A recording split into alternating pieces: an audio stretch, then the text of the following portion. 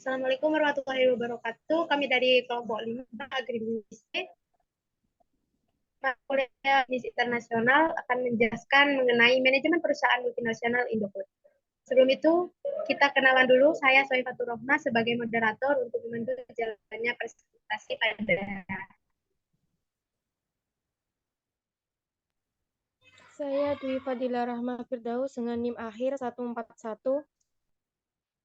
Saya Husnunida dengan NIM akhir 097. Saya Silviana Putri dengan NIM akhir 004.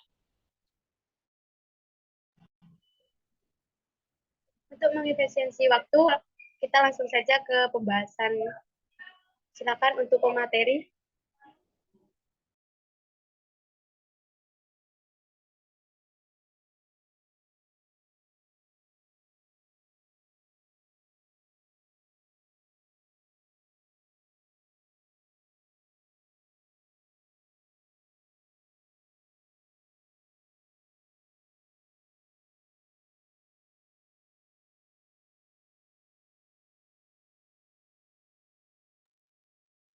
Yang pertama ada bab 1, yaitu mengenai sejarah, visi, misi, tujuan, serta nilai dari perusahaan Indofood. Sejarahnya itu dibentuk pada tanggal 14 Agustus 1990 dengan nama PT Penganjaya Inti Kusuma. Bergerak di 11 bidang industri, pabrik ada di Indonesia dan luar negeri. Tahun 1994 mencatatkan sahamnya di Bursa Efek Indonesia dengan kode saham INDV. Visi dari perusahaan PT Indofood ini perusahaan Total Food Solution. Untuk misinya, memberikan solusi atas kebutuhan pangan secara keberlanjutan. Yang kedua, senantiasa meningkatkan kompetisi karyawan, proses produksi, dan teknologinya. Yang ketiga, memberikan kontribusi bagi kesejahteraan masyarakat dan lingkungan secara keberlanjutan, meningkatkan stakeholders value secara berkesinambungan.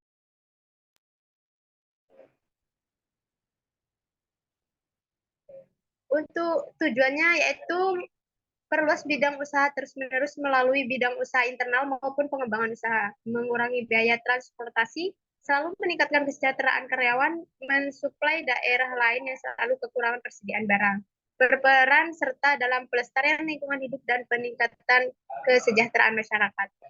Untuk nilainya, dengan disiplin sebagai filsafat hidup, yaitu menjalankan usaha dengan menjunjung tinggi integritas, menghargai seluruh pemangku kepentingan dan secara bersama-sama membangun kesatuan untuk mencapai keunggulan dan inovasi yang keberlanjutan.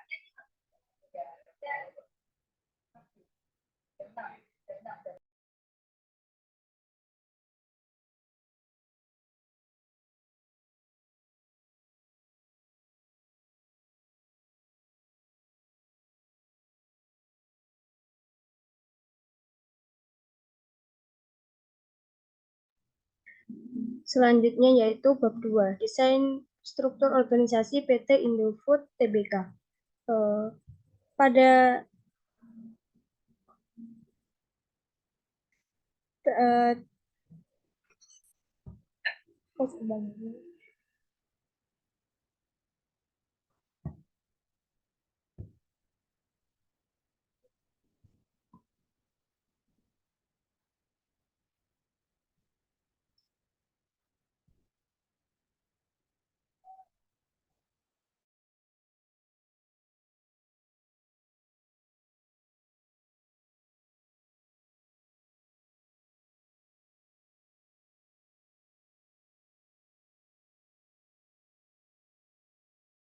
di posisi yang paling atas ada direktur utama, kemudian di bawahnya ada direksi dan dewan.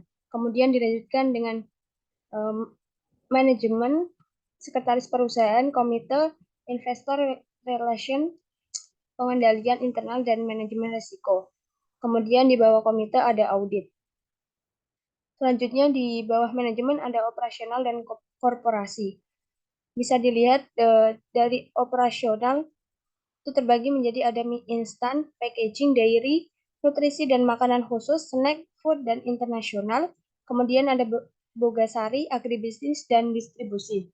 Kemudian yang bagian korporasi ada treasury, controller, central marketing, corporate purchasing, investor relation and corporate, CHR, legal, corporate internal audit, research and development, kemudian yang terakhir information.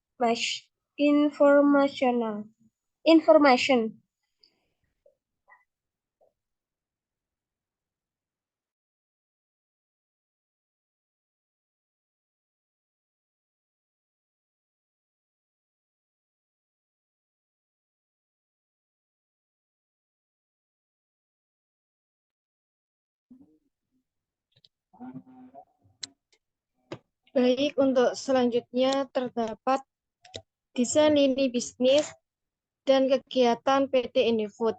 Di sini lini bisnis Indofood sendiri dibagi menjadi 9 bagian. Yang pertama terdapat noodle.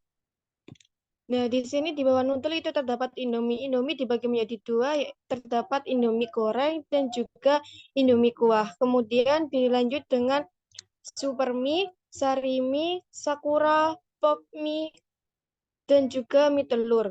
Kemudian di bagian kedua terdapat dairy milk, yakni sejenis minuman atau susu-susuan. Yang pertama ada Indomilk, Cap Enak, 3 Sapi, Creamer, Orchid Butter, Indofood, dan juga Good to Go. Selanjutnya terdapat snack food. Di sini yaitu berupa makanan ringan. Yang pertama terdapat Citato, kedua Kitela, Jets, Ciki, Masikron, dan yang terakhir yaitu Citato Light. Kemudian yang keempat terdapat food Siasoni. Yang pertama ada sambal Indofood, sambal rumahan, kecap manis, bumbu spesial Indofood, Indofood bumbu raci, dan juga Indofood fresh, yaitu berupa sirup Indofood, flour sirup orange, leci, koko pandan, frambozen, dan juga melon. Kemudian yang kelima terdapat Nutriton and Special Food, yaitu ada Promina, Sun, GoFit, dan juga Goel. Yang keenam ada Beverages. Yang pertama produknya itu terdapat Ichi Ocha dengan berbagai rasa jasmine tea, Ocha green tea honey. Yang kedua terdapat Club, yaitu minuman air yang dengan bentuk cup, botol, dan juga galon. Terus terdapat Fruitamin.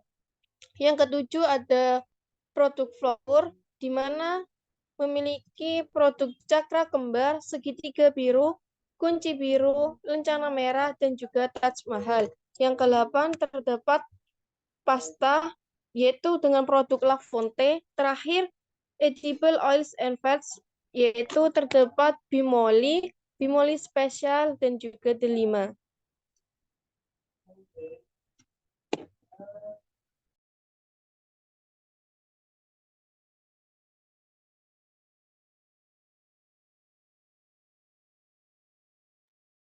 Selanjutnya ada kegiatan CSR dari PT Indofood Sukses Makmur TBK.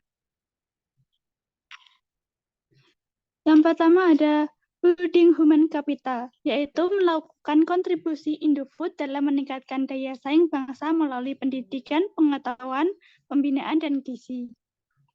Terus selanjutnya ada Strengthening Economy Value, merupakan kegiatan memiliki kaitan dengan peningkatan kualitas hidup melalui pendekatan ekonomi dan kemitraan. Yang ketiga ada Outreach in the Community. Perusahaan melakukan beberapa upaya dalam berbagai pengembangan dan mempertahankan hubungan yang harmonis dengan pemangku kepentingan di sekitar operasional perusahaan. Yang keempat ada Protecting the Environment. Sebagai sarana dunia, Indofood berkomitmen melindungi lingkungannya. Contohnya ada edukasi ke masyarakat, limbah Popmie ke sekolah sebagai pelaksanaan program 3R. Selanjutnya yang kelima ada Solidarity for Humanity. Dalam bencana yang terjadi, Indofood hadir dan dekat dengan masyarakat. Contohnya donor darah periodik yang dilakukan setiap 3 bulan sekali. Pemberian santunan di setiap bencana yang terjadi seperti tsunami Aceh, letusan Gunung Sinabung, gempa Nias, dan banjir Tapsel.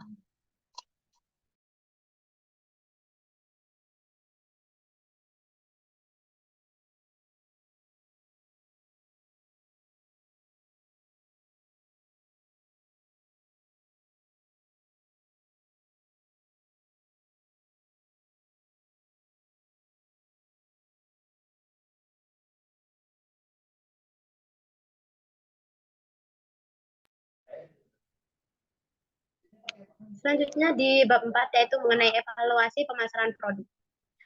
Di evaluasi pemasaran produk ini kami menggunakan analisis CSI, yaitu di mana kami mengambil data melalui kuesioner, dan dari hasil kuesioner dapat dilihat dari tabel yang sudah tertera.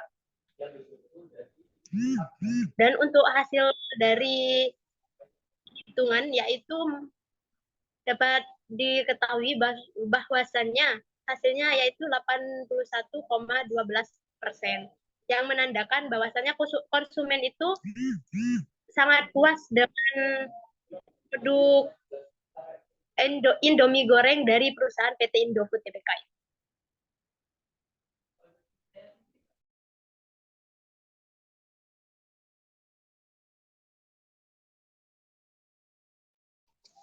Selanjutnya ada evaluasi keuangan.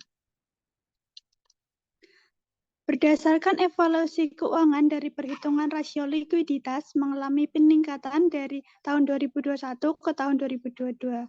Current rasio naik sebesar 40%, quick rasio 45%, dan cash rasio 11%. Kenaikan ini disebabkan karena pada tahun 2022 terjadi peningkatan aset lancar. Aset lancar naik karena disebabkan oleh kenaikan persediaan sebesar 3.833.537.000. Pada rasio solvabilitas mengalami penurunan dari tahun 2021 ke tahun 2022. Debt to asset turun sebesar 3% dan debt to equity turun sebesar 15%. Penurunan debt to aset ini disebabkan karena terjadinya peningkatan ekuitas dan PT Indofood Tbk. Penurunan debt to equity rasio disebabkan karena berkurangnya jumlah hutang perusahaan dengan modal yang dimiliki. Tahun 2022 mengalami kenaikan modal sebesar Rp6.990.927. Sedangkan untuk rasio profitabilitas juga mengalami penurunan. Net profit margin turun sebesar 3%, ROI turun sebesar 25%, dan ROA turun sebesar 3,1%. Penurunan tersebut terjadi karena pada tahun 2022 terjadi penurunan beban pajak penghasilan, yaitu pada tahun 2021 sebesar 3.252.500 juta, sedangkan tahun 2022 sebesar 3.126.196 juta.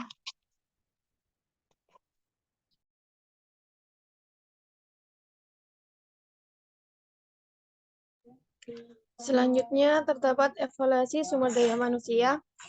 Di sini kami mengambil 3 sampel. Yang pertama dari mahasiswi yang melakukan PKL dan yang dua lainnya itu dari karyawan tetap. Untuk yang pertama yaitu terdapat Yulia Irawati, merupakan mahasiswi dari Universitas Negeri Jakarta yang sedang melakukan praktek kerja lapangan di PT Indofood.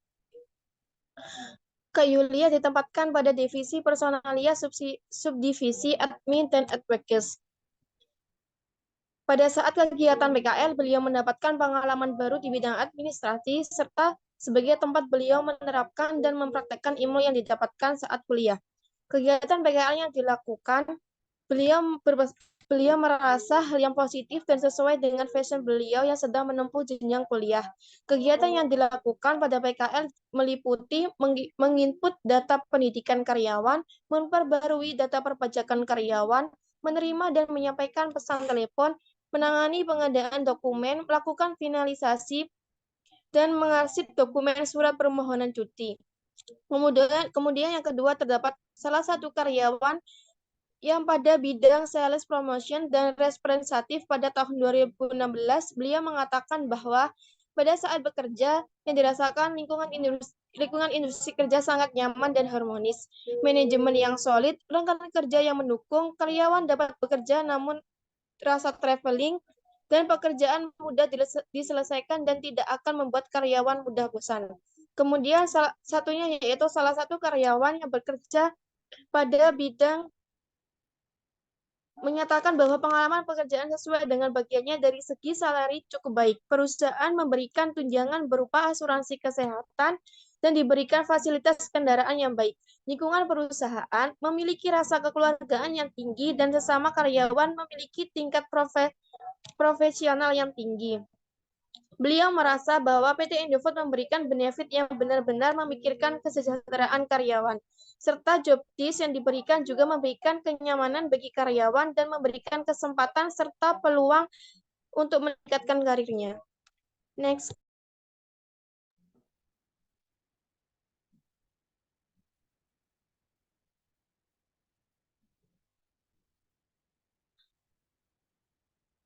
Selanjutnya yaitu bab 7, kesimpulan. PT Indofood Tbk merupakan perusahaan yang bergerak pada bidang makanan. PT Indofood Sukses Makmur Tbk didirikan di Republik Indonesia pada tanggal 14 Agustus 1990.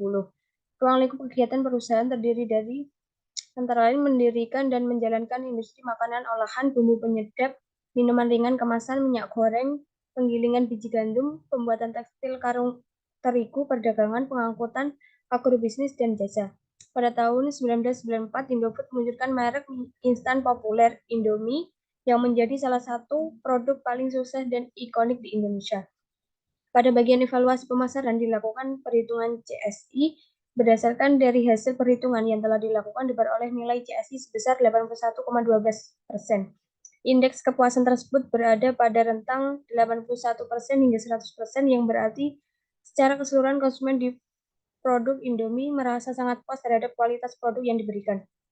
Berdasarkan evaluasi keuangan dari perhitungan rasio likuiditas mengalami peningkatan dari tahun 2021 ke tahun 2022.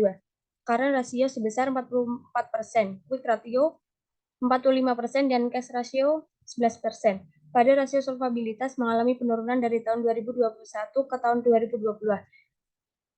Debt to asset turun sebesar 3% dan debt to equity turun sebesar 15%. Sedangkan untuk rasio profitabilitas juga mengalami penurunan. Net profit margin turun sebesar 3%, ROI turun sebesar 25%, dan ROA turun sebesar 3,1%. PT Indofood menerima mahasiswa magang dan karyawan tetap untuk bekerja di perusahaan di berbagai divisi atau bagian. PT Indofood dirasa sudah memberikan pelayanan dan fasilitas yang baik kepada karyawan serta memberikan kewajiban karyawan secara penuh. Di sisi lain, perusahaan juga memberikan kesempatan untuk mengembangkan karir, menambah wawasan baru, dan menerapkan ilmu mahasiswa untuk mempraktekkan di kehidupan lapangan pekerjaan.